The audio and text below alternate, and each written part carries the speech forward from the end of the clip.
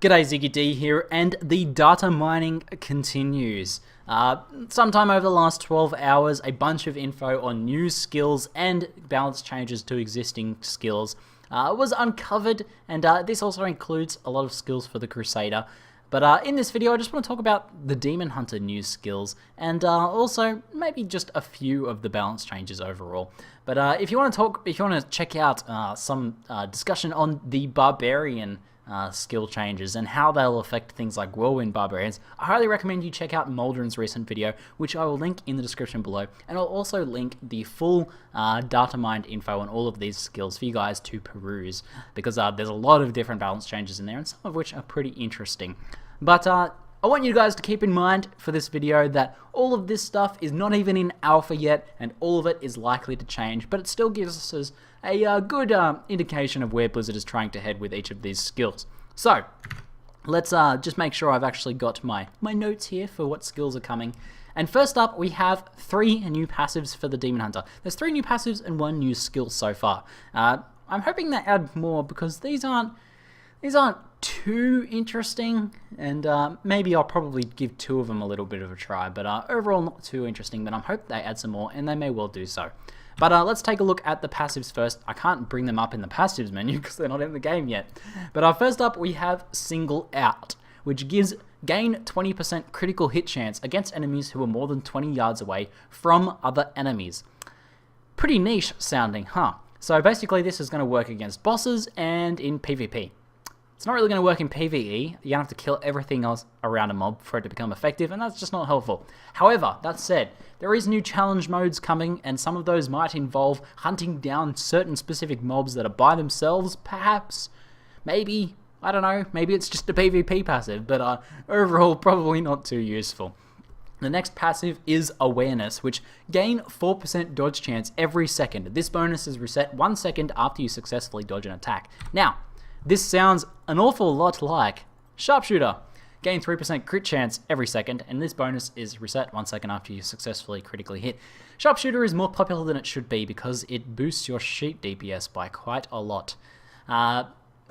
This is kind of the same. However, I think it's a little bit more useful than Sharpshooter. Currently, I have something like 50% dodge on my Demon Hunter, 47, and that's just off stacking the normal amount of decks that you get to try and get your DPS up a bit, but that's going to bring your average up. It's a little bit, it's 4%, I believe, 4% per second, and you have that 1 second grace period as well, so after you dodge an attack, you can potentially dodge another attack, and this overall will bring your average up maybe to something like 60% or something like that, depending on how often you dodge already. But, extra dodge is pretty powerful. It's our main defensive stat, basically, as a Demon Hunter. Being able to dodge, 60-70% of attacks instead of 50 might help a little bit, but personally, I can't think of a passive I would want to sacrifice for it, so probably not too useful, but maybe it'll become more useful with some of the new gear that we start to see, perhaps. The next one is called Takeoff, and I actually really quite like this one. Gain 20% movement speed increase for every second you remain stationary, stacking up to 3 times. This bonus is reset 5 seconds after you move. So this means, if you stand and fight for 1, 2, 3, you will have 60% move speed to get to the next pack for 5 seconds. 60% move speed for 5 seconds is huge. That's pretty impressive. I quite like that. And it also combos with the next active skill I'll talk about in a second as well. But I can see certain builds using this one. The current farming setup that I'm using is something like my skills are kind of messed up at the moment, but something like a ball lightning build where you are essentially farming like this, just constantly shooting and scooting, and occasionally desyncing backwards. But overall, that's not going to help in that sort of build because you're never standing still long enough to actually use it. But if you're playing a more of a tanky build, maybe you have some caltrops, some sentries, some grenades and things like that. With grenades especially, what you're going to do is you're going to stand there and fight for a couple seconds. Maybe it takes you 3 seconds to burst down an elite pack, or a pack of trash mobs on MP10, if you can get to MP10 on a Demon Hunter. Anyway, maybe in the patch, maybe in the expansion pack, that might happen. But you stand there and fight for 3 seconds, then you're going to have 60% move speed to get to the next pack. Essentially, this replaces Vault. So, you sacrifice a passive, you gain a kind of passive Vault, Because currently we use vault to get between packs, essentially. You know, we vault between the packs. That was an awesome double vault. And, you know, that's what we use as our mobility skill to increase our farming speed. This will replace that, freeing up an active skill slot for something else, perhaps a DPSing sort of skill. So pretty cool. It allows us a little bit more flexibility in the build. But now let's talk about the next active skill, because it actually combos with this a little bit. Shadow Wall. Cooldown of 10 seconds. Summon a wall impassable by enemies between two pillars for 6 seconds. Enemies near the pillars are slowed by 60%. Now the reason I'm heading out here is because I'm going to use our friendly Mr. Arrow Shot zombies here to act as pillars for this particular demonstration. So essentially, pretend these two zombies are pillars, or, you know, fence posts. When you use this skill, it throws down two of these posts, and between them is an impassable wall. Now, around these posts, here and here, enemies are slowed by up to 60%. Well, 60%. So basically this means if you have mobs on this side, they're going to hit the wall, try and get around to you, because they're going to always try and take the shortest route, as the AI is. Then what they'll do is they'll funnel off to either side, and as they're moving around here, they'll also be slowed, so they're going to be stuck there for quite a while. Now, this is pretty interesting in a few ways. Firstly, it combos really well with Takeoff, because you're going to be, your mobs are going to be trapped, you're going to be pretty safe, you're going to be able to shoot and kill them while they're on the other side of that wall. Then after 3 seconds, which is the time it might take to kill them, you can, you know, continue running. And yeah, that's pretty cool. But let's talk about some of the runes, because that makes it more interesting. Great Wall increases the maximum width of the wall. Pretty standard, nothing much to say there. Buffer Zone is one that I think will probably see a fair bit of use and is pretty interesting. Enemies between you and the wall, or where you cast the wall, are knocked back past the wall when you summon it. So let's say I'm standing over here, there's a pack of elites here, I throw the wall down on the other side of the pack of the elites, they're all knocked back past the wall. Firstly, that's going to look hilarious when you do it on charging bulls and things like that in Act 1, but secondly, it's going to give you that buffer zone, it's going to keep them over there. Pretty useful stuff, and I think they'll probably see a fair bit of use. Next up is Wall of Pain, which makes the wall not impassable anymore, so enemies can pass through it. But essentially, it slows the movement speed of enemies by 60% still as they're passing through the wall, and causes them to take 15% additional damage from your attacks. So I can see this being pretty viable, because they're still slowed and they're kind of stuck there. They're going to be bunched up. You can burst them down and then, you know, move on. And you get extra damage is always nice. Next up, Electric Fence. Rather than an impassable wall, create an electric fence that discharges 1 second after an enemy enters it, stunning all enemies near the field for 3 seconds. So this is essentially 100% guaranteed 3-second stun, which is pretty powerful.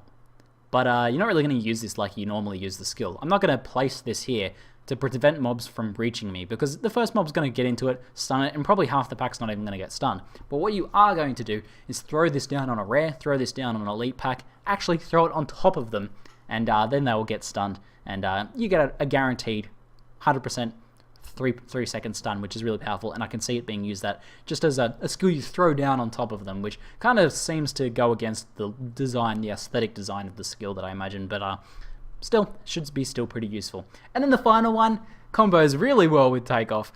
Gain 30% move speed for 3 seconds when you pass through the wall. So now we throw down the wall here, enemies are on this side, we spend 3 seconds shooting them, buffing our move speed up to 60% from Takeoff. Then we run through the gate, increasing our move speed by another 30%, taking it up to 90% for, you know, for 3 seconds, and then we still have the extra 2 seconds or so of 60% move speed. That's enough time to get to the next pack for sure. Pretty cool stuff. I can see myself playing around with those two skills. It should be pretty fun. But, you know, I'll probably replace Vault, essentially, with Speed Gate, and use that alone, and maybe I'll also use Takeoff on one of my passives, and change my build maybe to some sort of Grenade spec or something like that, because having them all bunched up on the wall with grenades, especially with one of the grenade balance changes that you guys will see in the notes is, grenades are, you throw out 5 of them now, is what I'm trying to say. So instead of, you know, just throwing out one here, one here, and one here, you're now going to have a pretty good spread, I reckon, which is going to cover the wall. Because one of the inherent problems with this Shadow Wall skill that I think is if I'm using something like a lightning arrow and shooting through the middle, mobs are going to start funneling off to either side. Now, they're likely going to funnel off to either side and not just one side. So if you start firing the mobs that are going around this side, you're only going to be damaging them, and these mobs are still going to come up around behind you without taking any damage. That's not what you want. You want mobs to be bunched up. However, with grenades, I think this skill will work really well because you'll have that spread, especially with the new cluster rune, which has increased AoE on top of the extra 5 grenades as well. So you'll be able to cluster down those mobs on the other side. And that is probably going to be the first build I'm going to make as Demon Hunter and Reaper of Souls, I have to admit. Throwing down this wall, throwing down cluster grenades on top of them, sprinting through the wall, getting 90% move speed, that sounds like a hell of a lot of fun. But I just wanted to mention a few of the other, the ideas of balance changes. Overall, we're seeing a lot of damage buffs on underused skills, pretty good stuff. A few passives are changing. Archery is removing some damage from the bows, which I don't really know why, because it's not really that powerful, I don't think. But hand crossbow is getting only 5% crit chance now, but it's also getting, on the second hand crossbow, on your offhand, you're getting 1 extra hatred generation, so you get an extra benefit there. Grenader, in line with a lot of the grenade changes, is increasing damage and explosion size by 40%, and the death grenade now also deals 1,000%, which is going to be hilarious in PvP when a barb kills you or something and then it dies from 1,000% grenade damage. But pretty cool stuff. A lot of skills are getting cheaper, a lot of different rune changes. It's way too much to go over in one video, so go check those out. But overall, the Demon Hunter seems to be staying about where it is in terms of playstyle. I think Blizzard's pretty happy with how the Demon Hunter currently plays, and we're just getting a few buffs to lesser used skills and a few changes to runes. Like some runes are actually being replaced that just currently aren't used, and some of the skill changes as well, having the runes changed to reflect that as well. Overall, Demon Hunter staying kind of where it is, just getting a little bit better in a few areas, and we should see a few extra builds come out of it as well. Especially some of the hatred costing skills are getting a little bit more powerful as well, which is pretty exciting. Anyway, that's it for now. Make sure you check out Maldron's video if you're interested in barbs. If you want me to make some other videos on some of the other changes or something like that, maybe we'll talk about it in a podcast or something. But that's it for now. I'm Ziggy D, and thanks for watching.